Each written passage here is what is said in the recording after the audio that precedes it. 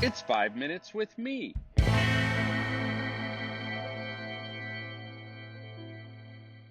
Howdy, friends. Welcome to 5 Minutes with me. We're going to do a little 3-week sub-series on teenage brains. So let's dive in with this first one, specifically going to talk about identity formation and brains of young teens.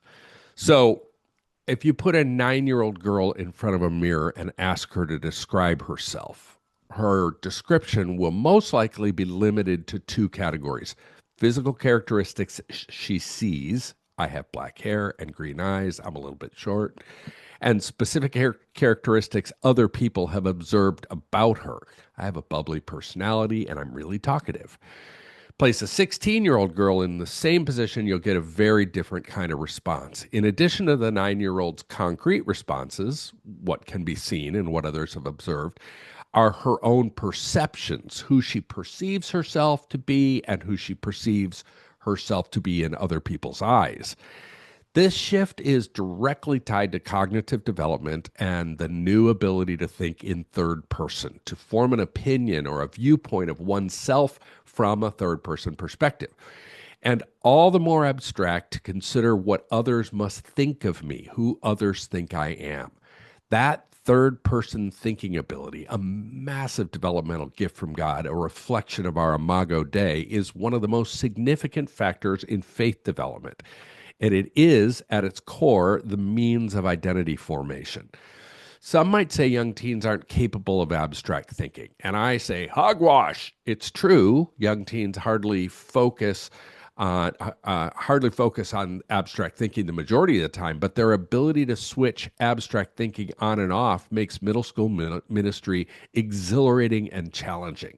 Think of it this way: a seventh grade guy, in a shining moment of abstract reasoning, briefly entertains the notion that he's not only who people have told him he is, he momentarily considers, probably in a very unarticulated manner, that he's not only what he does, that there's more to him, and that he can play a role in choosing who he's becoming. Then the abstract thinking wires separate and he's back to thinking concretely. With any luck, his previous abstract idea, I can become a guy who's seen as a leader, travels with him to the land of black and white and turns for a time into a concrete thought. I'm a leader. I saw this one Sunday morning recently while chatting with an 8th grade girl from the worship team of my church's middle school ministry. She had just told me that she reads a chapter of the Bible every night, and I asked her why. Her response was, because I'm a worship leader and I need the Bible to help me with that. In some ways, her reasoning was extremely concrete. I am this, so I need to do that. An 18-year-old would have nuanced that response a bit more, but this girl's response also was drawing from her experience of sparking the hot wires of abstract thinking.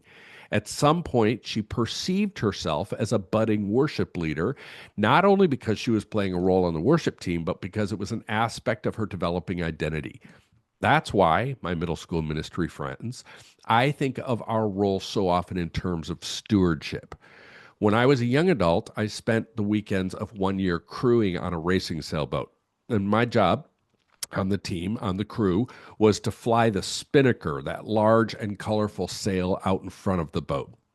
The spinnaker is only used when the wind is coming from behind the boat, making the other sails much less useful. The other sails, when they have wind in them, they push the sailboat. The spinnaker pulls a sailboat. And the trick of flying a spinnaker is that it doesn't have a fixed edge as other sails do, which are connected to that big upright pole in the middle of the sailboat called a mast.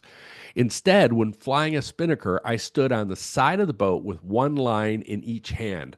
I only watched the sail because I constantly had to make minor adjustments to keep it as full as possible.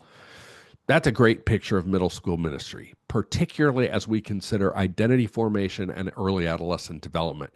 Just as I was the steward of that spinnaker, you and I get to play a role in stewarding these earliest months and years of young teens perceiving themselves.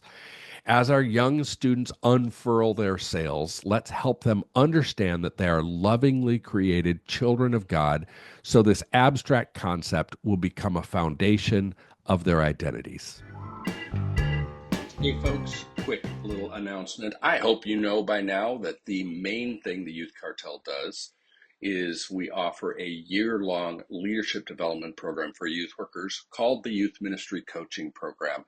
I really believe it's a best-in-class coaching program. We've had 800 people go through it over the last 15 years. And I just see regularly in front of my very eyes, see people's lives and ministries transformed. So check out theyouthcartel.com and go to the coaching tab. No, we're currently trying to fill a cohort in Springfield, Illinois, and one in central Pennsylvania, one in Sioux Falls, South Dakota, and a level 2 cohort in northern Indiana. So hit me up if you have any questions about that. The Youth Cartel Podcast Network.